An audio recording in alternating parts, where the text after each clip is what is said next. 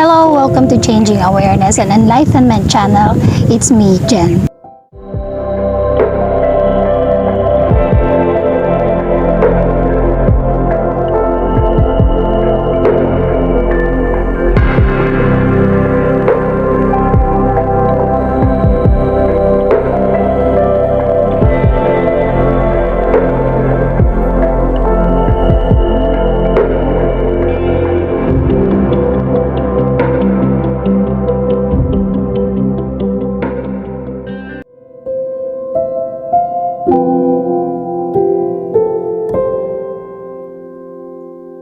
Today's video, let's talk about depression. Depression and how are we going to connect that with dark night of the soul. So magfo-focus lang tayo dun sa depression and how it feels to be in this state and kung paano tayo makaka-cope up dun sa depression na yon. I'm not really sure of how far I could go from this topic kasi honestly, kagaya nung last video ko, I just got here, prepared myself to make a video, but I'm just letting my intuition, my inner knowing bring downloads to me right where I am right now. And I realized that I've been through a depression and kagaya sabi ko, I've been through a dark night of the soul. But how would we really know if we are in a dark night of the soul or just a depression? Okay, let's start. Depression is the definition na ginagamit natin when we are not known sa terminology ng dark night of the soul. As for me, yun yung pananaw ko. Kasi para sa akin, pareho lang yung dark night of the soul and depression. Pareho kasi yung feeling na meron doon. Pareho yung energy, the feeling of being in the dark, feeling of being in pain, na you feel like you're in an abyss and hindi mo alam kung kailan matatapos yung fall na nangyayari sa'yo. And it's a very hard, ang hirap explain it, you know, when you are in this kind of experience, you don't really know what's going on outside. There's so many uncertainties inside your mind. Actually, it's all in the mind. That's what I realized way back 2020 when I started my spiritual awakening stage, or at least that is the time. Kung hindi kayo convinced dun sa word na spiritual awakening, sige, tanggalin natin yung word na spiritual. Yun yung state wherein I started to be more aware of my tendencies, and I tend to be always depressed. Aware ako dun. And siguro yun yung time ng 2020 when I realized that I need to understand why it's going on inside of me. When obviously that year is a very, alam mo yun, napakahirap na taon for everyone. Not only for me, it's for everyone. Especially for those who lost loved ones nung panahon na yun. But for me, that year is a big breakthrough of my awareness. Kaya na tinanggal ko yung spiritual para medyo makarelate yung iba. But for, of course, who are having the same understanding like me, ideas like me, of course, that is the time wherein I am more attuned with myself, attuned with my own energy, realizing that I am a spirit having a dark night of the soul, and I'm not just a human having a depression. All of those bits, dark feeling that I experience within that darkness, all of those void na feeling ko I'm going nowhere, na feeling ko I wanted to die at some extent, But then again, bumabalik ako because I know it's not right thing to do. Not only because people say na magagalit sa'yo ang Diyos and everything kapag ka nagpakamatay ka. It's somehow I realize that doing that will not do me any good. That I have to appreciate the life that is given to me. So, kahit na dumarating ako sa point na pwede ba yun magpakamatay? And then, parang all of those, parang naghanap ako ng ways to do it. Tapos, only to end up na natatawa ako dun sa mga paraan kung paano ko siya gagawin at kung ano yung magiging itsura ko while I'm doing it and after I did that thing. I'm not making fun of those no mga iba, no? But for me, it's really funny. Kahit kanino ko ikwento tuwing sasabihin ko yun, natatawa talaga ako. Because life is so precious for us to be, alam mo yun, madala sa darkness na pinagdadaanan natin. Depression or dark night of the soul is just a passage that we need to went through, di ko alam yung tamang term, na kailangan nating pagdaanan. It's a process wherein we need to see that darkness for us to recognize the light. We need to feel that dim because we need to understand what is there sa light. The contrast feeling of being here and being there must be realized and must be appreciated. Pag nandun ka sa klase ng mga dualities of emotions, whenever kasi nandun ka sa dark night or dun sa depression, ang tanging gusto nating mangyari is ayoko na, tama na, gusto ko nang maging okay ang lahat.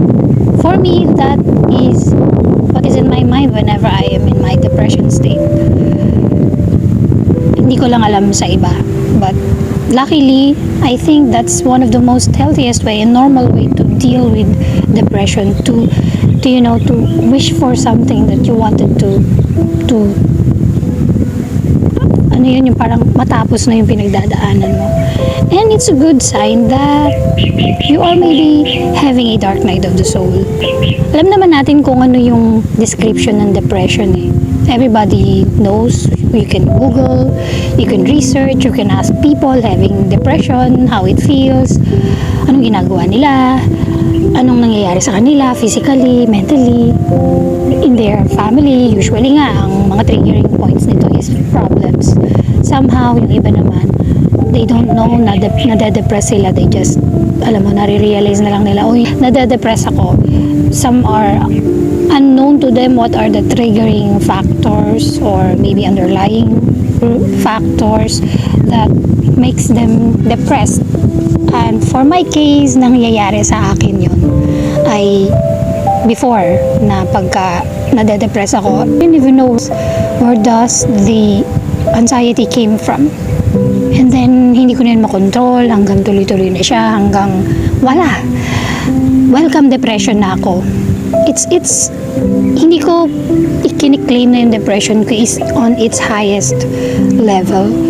Actually, sinasabi ko yun parang I am so stressed. Parang nandun lang ako sa highest point of being stressed. May mga times lang talaga na I would say na I was depressed when I lost my father at saka right before nung aking awakening nung 2020. So, 5 years in between for me to really realize that I am in a spiritual journey, or for me to accept na I am in a spiritual journey. And I will gladly say that it's not only me. I believe that every single person is embarking a journey of spiritual awakening. We just not using the word spirituality or spiritual awakening, but rather realize words. Alam mo yun yung word na realize, aware, conscious, because we don't want to admit that there is spiritual work that is going on, and that all of these things that are happening to us are a part of our spiritual work, a part of our spiritual journey. And Dark Night of the Soul is part of our spiritual journey. And that instead of being afraid of being there, we should be more aware of what are the reasons, the triggering factors why dark night of the soul or depression happens. Minsan yung hindi natin alam na dahilan kung bakit tayo nagkakaroon ng depression, parang hindi naman talaga wala siyang dahilan. Meron siyang dahilan. It's just, we just don't realize it yet. Or maybe we're too busy with our mundane life, with our day-to-day life situation na hindi natin nabibigyan ng tamang impression sa buhay natin, yung mga nangyayari side by side ng buhay natin. Paano ba yun? For example, we're too busy working every day, hustling every day, but there are people na mga, of course, napakaraming tao na nakapalibot sa iyo and you're not making enough time for them.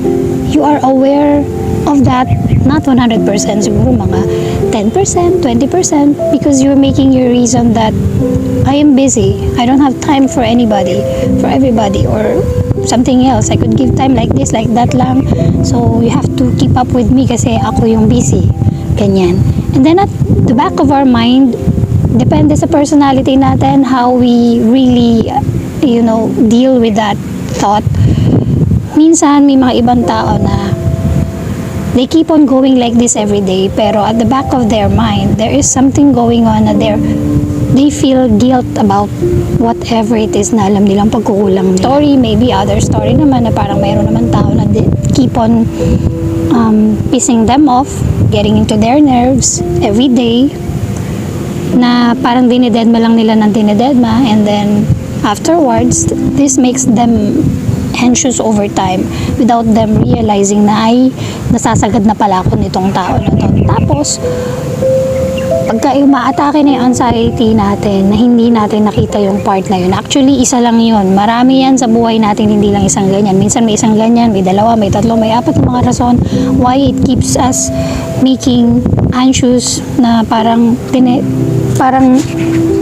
pinipigilan lang natin na mangyari because we want to move on in our day-to-day lives na hindi galit. But honestly, meron tayong issue. Or maaaring yung mga past traumas natin, yung mga trauma natin when we were young, or mga way back 3 years, 5 years, 10 years, 11, ano pa ba? Mas later pa na mga traumas natin. Those are the reasons why we are depressed. And minsan hindi na natin yung naaalala. Hindi na nga natin alam kung how it may parang make sense sa panahon ngayon yung mga problema na yun because it's not happening anymore. But then again, hindi natin na-realize that it still affects us because hindi natin sila na-deal ng maayos before. Hindi natin na-deal or na-iproseso ng maayos yung emotions na yun, yung thought, the situation, the emotions at that time. Kahit pa sabihin natin nagkaroon na ng forgiveness, nagkaroon na ng healing, we still need to process that properly. How to deal with those depression and dark night of the soul. We need to listen to our inner self. Minsan, it keeps on lingering in our mind, in our heart, at the back, at the side, kung saang parte ng sarili mo, na naglilinger yung mga signs kung ano yung nagpapatindi ng anxiety natin. The problem is we are too busy or we are trying to deny that these signs are popping up in front of us because we don't want to feel them anymore. We don't want to face them anymore because, sinasabi nga natin is tapos na yun. It's in the past. But thoroughly completely hindi pa siya tapos. We need to deal with it properly. So later, explain ko kung paano i-deal, but hindi ako expert doon, but somehow, I have some ways to do it. But, yun lang din yung mai-share ko sa inyo. Hindi tayo perfect, hindi tayo magaling. But I have my experiences that I can share and I can maybe teach other people and set as an example. If not entirely will help, at least an idea, di ba? So yun na nga, balik na tayo. So how to cope up with depression needs for you to realize kung ano yung mga signs na nandyan sa paligid mo that tells you what is your issues anyway. To open your eyes dun sa mga signs. If you've heard or napanood nyo na yung video ko, kung hindi pa, I have a video of synchronicities topics. Ilalagay ko dyan sa description box sa baba and yung playlist dyan sa taas nung video ko about synchronicity, so that you have your idea of how to deal or kung anong meron sa synchronicities. Of course, you need to ask people. Ask for advice. Kaso lang, ito medyo problema ko to. Kasi most of the time when I ask people for something, people will tell you what they want to tell you in the way they know you, in the way they see you, in the way they understand or perceive their own lives. So, minsan hindi sila reliable. But you should listen to them. Take note of the good things that they were sharing to you, and yung mga bagay na hindi mo nagugustuhan, maaaring hindi mo lang yun gusto kasi right now you were too sensitive to accept informations that are hurting you, di ba? So, wag mo pa rin i-disregard yung mga informations na yun. Rather, consider that as constructive as possible. And yun nga, kung kaya mong mag-take down notes, take down notes. Do not give that words ng ibang tao na yan na negatively. Kasi honestly, good or bad things, it will always help us to know ourselves more. Remember, depression is going on inside of our mind alone. Hindi yan kasama yung kapitbahay mo, hindi yan kasama yung nanay mo. Sarili mo lang yan na nangyayari sa'yo, and it's all because of your own traumas, own issues, own problems na hindi mo na-deal or na-deal ng maayos before. Before is meaning yung kanina, yung kahapon, yung isang araw, yung isang linggo, yung isang taon, 10 years ago, way back when you were young. So, it means mga bagay na hindi mo nagawa ng maayos lately, mga issues na hindi mo na-deal ng maayos, and it's okay. Dumarating lang talaga tayo sa boiling point wherein we need to be in the process of depression kasi our mind can't handle anymore the pain.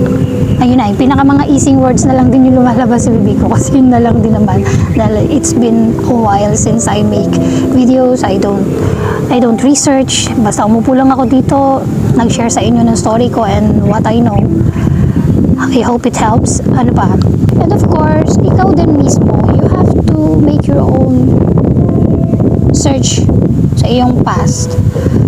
Be willing to listen to others people's words na hindi naman kailangan nilang sinabi directly sa'yo dahil humingi ka ng payo or nagpayo sila.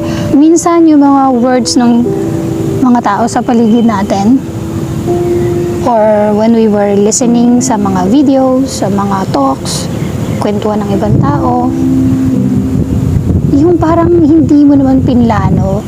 It's one of the synchronicities, no, na hindi mo naman plinano, but yung pinag-uusapan ng mga tao sa paligid mo makes sense sa'yo kung ano yung issue mo, kung ano yung pinagdadaanan mo, and you are not, parang you will be amazed how parang sira tong mga to, bakit pinag-uusapan yung issue ko pero hindi mo naman silang kilala. And that makes sense to you. And minsan kahit hindi yun make sense to you, listening from other people's conversations, hindi naman sa pagiging maritasan, pero parang gano'n na rin.